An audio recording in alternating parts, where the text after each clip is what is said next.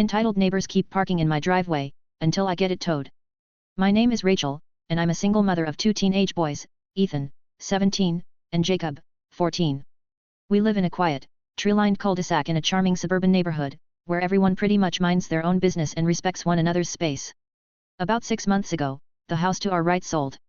The Smith family moved in. Greg, the dad. Lisa, the mom. And their 3 teenagers, Mason, Ava, and Luke. I made it a point to go out and wave, offer a welcoming. "Hi, I'm Rachel.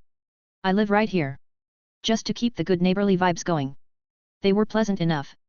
Lisa waved with a smile, and Greg gave me a firm nod. Mason and Ava gave the usual teenage eye-roll grunt combo, but Luke, the youngest, seemed friendly. Soon enough, I noticed something about the Smiths. They used their garage strictly for storage.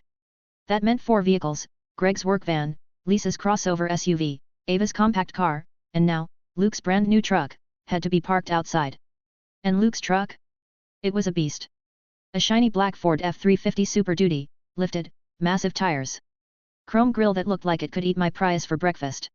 One Tuesday evening, just after I'd helped Jacob get settled with tea and blankets, he'd come home from school with a sore throat, I heard a knock at the door. I opened it just enough to speak through the screen.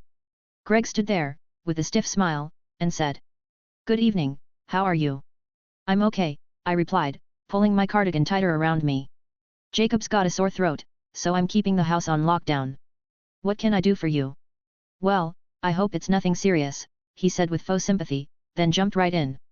"My son just turned 16, and I'm sure you saw the new truck we got him." "Yes, I did. Big truck. Looks powerful," I said diplomatically. Greg chuckled. "It's what he wanted, so we got it for him. The thing is, we've had a couple of complaints. Some neighbors say it's hard to get around it when it's parked on the street." I nodded slowly. "I've noticed. It's a tight squeeze. That's why I was wondering if he could park in your driveway." I blinked. "Excuse me." He smiled, like this was no big deal. "You don't really use it, right? You park in your garage." I had to pause. "Actually, I use it every time I come and go. I can't reach my garage without driving over my driveway. And to be honest, that truck is huge. I have depth perception issues, and I really don't want to be responsible for any dings or damage." "We'll make sure he parks far enough over, so it won't be in your way," he insisted. "Greg," I said firmly. "The only way he could do that is by driving halfway onto my lawn. And no offense, I like my grass green, not rutted and chewed up." He frowned. "Well, we talked about parking arrangements, and the only way we could move his truck into our driveway would mean 2 of our cars would have to park on the street. It would be a lot easier for everyone if you just let him use your driveway." "Easier for who?" I asked, my voice sharpening. "Not me." I said. "No, Greg. I'm not going to be responsible for your son's vehicle. It's not my problem you bought a truck that doesn't fit on your property." At that, Greg's friendliness vanished, like fog in sunlight. "You're not being very neighborly. And you're being incredibly presumptuous," I snapped. "Now, if you'll excuse me, I have a sick kid to tend to."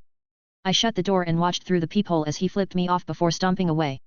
Later that evening, I took Jacob to minor emergency. He had a virus, nothing serious, thank God. At work the next day, my co-workers were appalled by the story. One of them, Linda, suggested I send an FYI email to the HOA, just to have the encounter on record. I did just that during lunch. Not a complaint, just a recap of the conversation. Friday evening rolled around, and Jacob's fever was climbing again. At 7 p.m., I decided to take him back to urgent care. I opened my garage and, there it was. The F-350. Parked in my driveway. Blocking me in. I saw red. I stormed over to their door, banging hard. Lisa answered, scowling. "You're interrupting our dinner," she barked. "Your son's truck is parked in my driveway," I said, my voice tight with rage. "I need to take Jacob to minor emergency." "Move it." Greg appeared behind her. "He's not blocking you in. You can get around it." "No, I can't." "Move. They. Truck. Or I'm calling the police, and a tow company." Greg muttered something and called for Luke, who finally shuffled out and moved the monster of a truck. As he walked past me, he mumbled the word every woman has heard from an angry teenage boy at least once. I let it go, barely, and got Jacob the care he needed. The next morning, I followed up with another email to the HOA. Fast forward to Sunday night. Jacob was improving. But now Ethan had a sore throat and a mild fever. We spent the weekend resting, hydrating, and dosing Tylenol. By 5:30 p.m., his fever spiked again. We made another emergency run, this time, all the way across town.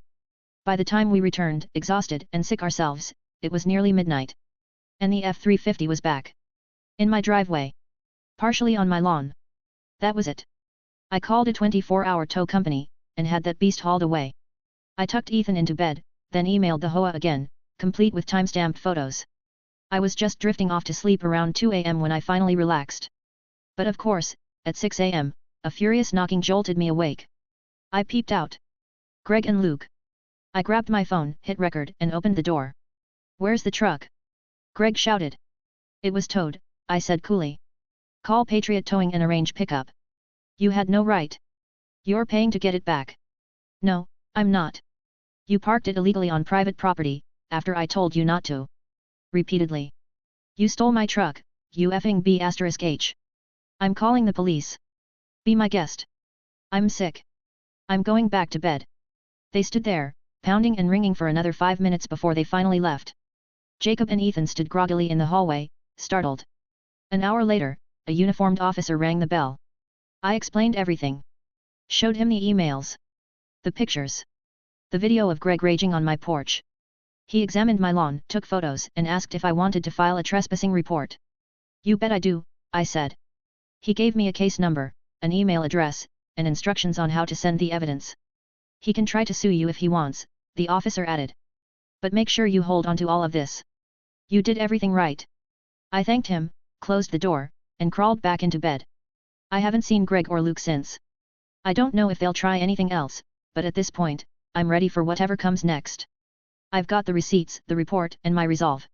No one parks in my driveway unless they're invited. And the Smiths? Their invitation is permanently revoked.